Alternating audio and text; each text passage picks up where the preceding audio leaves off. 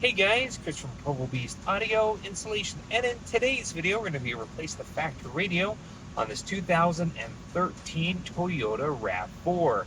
Now, in this install we're going to show you how to remove the factory radio. We'll head to the bench, show the parts that we're going to need for the install, including the new radio, dash kit, wiring harness. We'll come back here to get everything installed. Let's get started.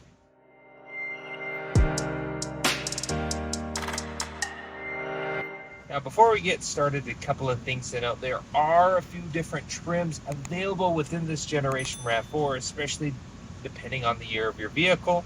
This one specifically does not have the factory upgraded JBL audio amplifier.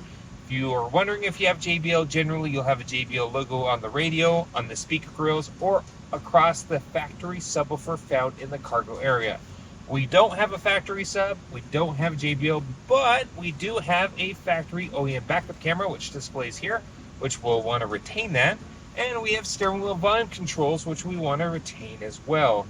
There is an OEM USB port down below, and our kit will also incorporate that within the new aftermarket radio. First thing we need to do is get this radio on out. It's a good idea to remove the CDs before we do so, as later on it's nearly impossible to remove them. First trim piece that needs to come off is this big silver piece. I do have a couple of panel trim removal tools, and what we're going to do is carefully unsnap this whole silver piece. It goes off out of frame, but it's all one big piece, and it's all held in with clips. It should actually just come on out pretty easily, just like that. Next thing is our little panel also needs to come out here as well. This little panel has your hazard button, clock, and the airbag. Now we don't necessarily have to disconnect it. It just needs to get out of the way because it's going to expose two of the four 10mm bolts that are holding in the factory radio. If we do disconnect it, just be aware that we probably don't want to turn on the key and accidentally trip the airbag light on the dash. Next here, we do have vents both on the left and the right side of the radio. They're just held in with clips. Just like so. Super easy to pop out. Now, we're finally at the stage where we've exposed the two 10mm bolts. I have a deep socket. We're going to pull those out.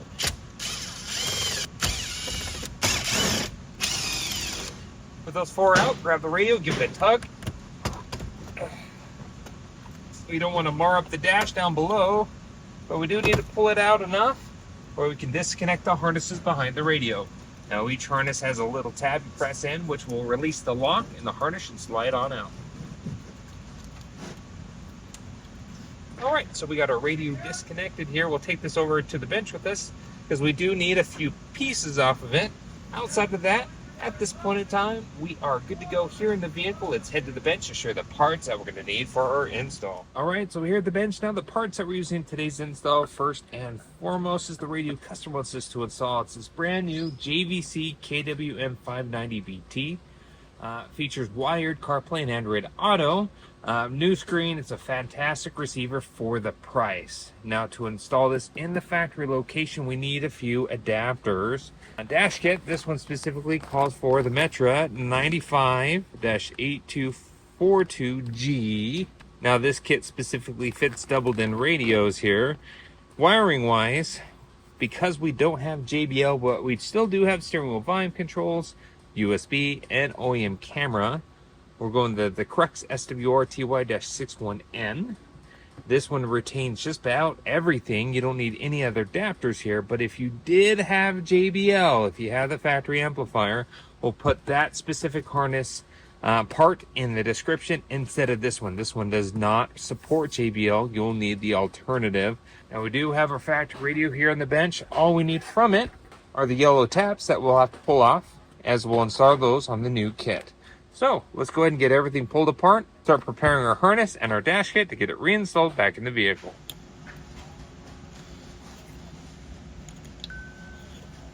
Alright, so with our wiring pulled apart, we pulled the wiring that came with our Crux harness kit. And then over here we have the harness that was included with the JVC receiver. First thing we need to do is make sure we identify our wiring. We'll double check the wire colors that are included with our harness, our Crux harness. and then we'll match them based on the same wiring function on the radio side. We just don't want always to assume that they're going to match color for color. Now today we're going to be making our connections using a soldering iron. If you don't know how to solder, it's okay. You can use crimping alternatives like butt connectors, or even better, crimp caps. Just don't twist and tape here, or use wire nuts. Just not designed for an automotive application.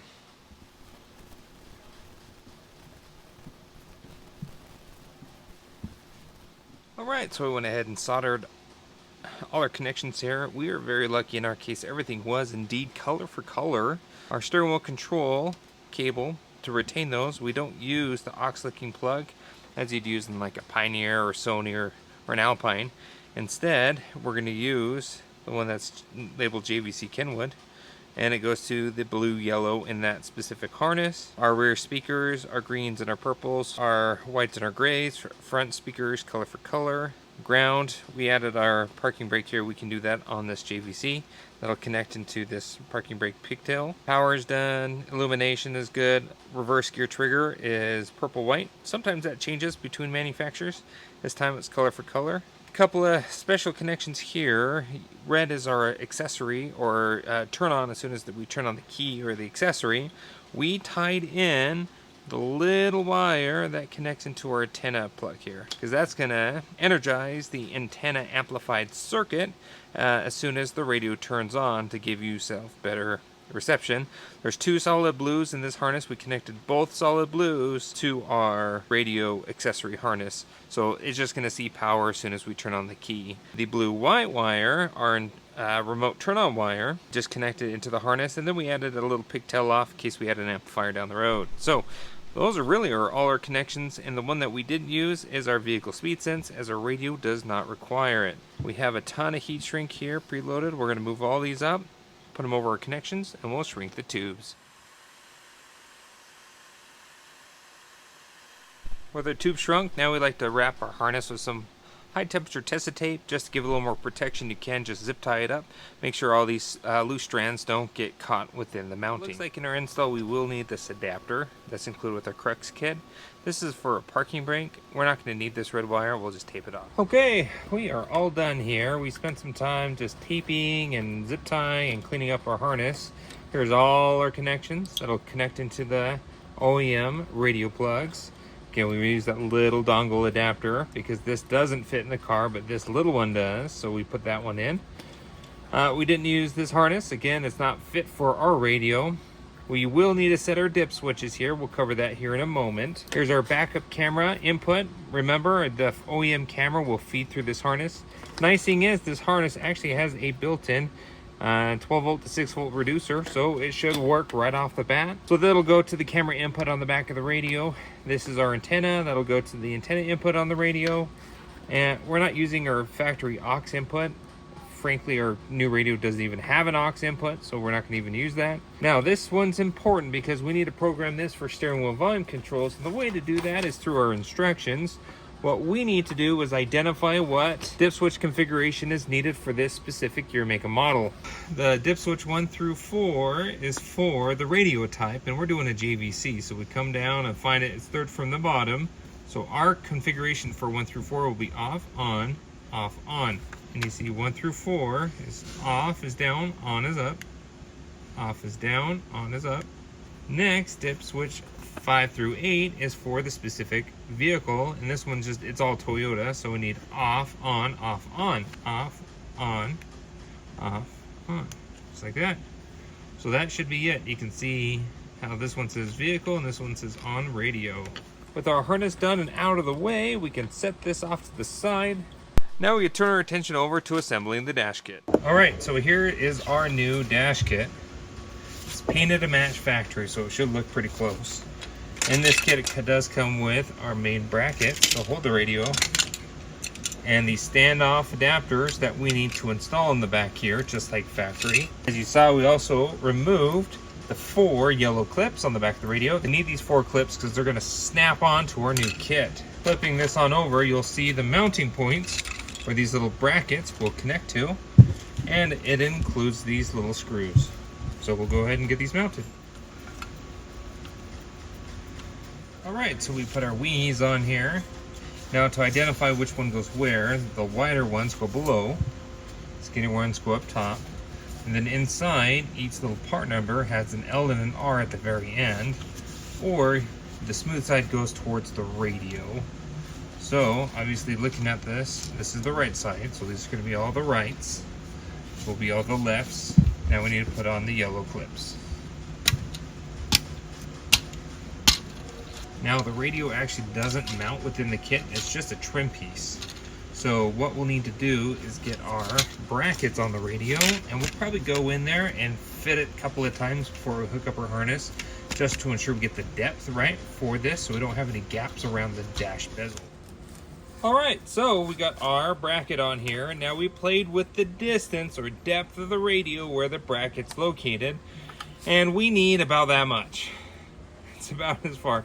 We started with the bracket kind of parallel with this line, and we had to move it back because we had to have the radio a little further forward to fill in the gap within the dash kit itself. We're done. So with the radio done and our harness done, we're going to go install our Bluetooth mic. We'll probably put that on the E-pillar. We also need to install our GPS antenna. This will help with location accuracy when using CarPlay and Android Auto. Aside from that, we're done here at the bench. So let's grab everything. We'll head to the car to get everything installed. Alright, so we're back here in the car, ready to start finalist reassembly. Now we went ahead and installed our GPS antenna. This little bracket here, there's a little flat spot, and it's nice and open, so we just mounted our GPS antenna there. There's no metal above it, so it'll work great. Bluetooth microphone we put on the E-pillar. We just fished it through the dash. Some people put on top of the steering column. We like it on the top of the E-pillar by your mileage sticker. At this point in time, we can grab our assembled harness adapter here, and we're going to make every connection. Put it here. Grab our antenna. Put it as well. Next, we're going to grab our USB adapter that came with our Crux kit, like that. Okay, there's all our connections. Next here, we're going to grab our radio, start making the connections at the radio. Now our GPS antenna does have a little screw to keep the harness connected. Plug in our Bluetooth microphone. So all those connections are now done. Just tuck this whole harness assembly back into the dash.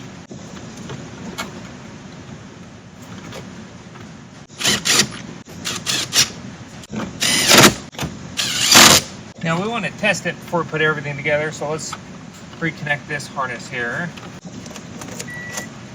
Alright, everything's working here. We got volume up, volume down. All our buttons are working. We'll go and throw it in reverse. Yep, that's all working here too. So, at this point in time, we can finish the full reassembly of our dash.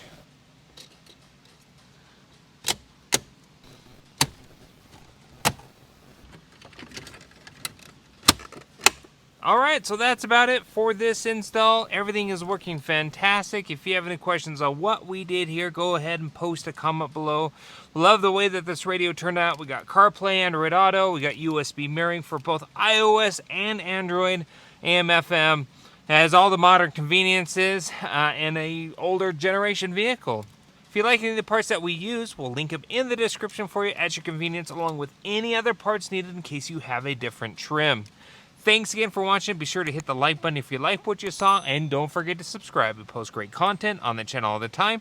We'll see you in the next video.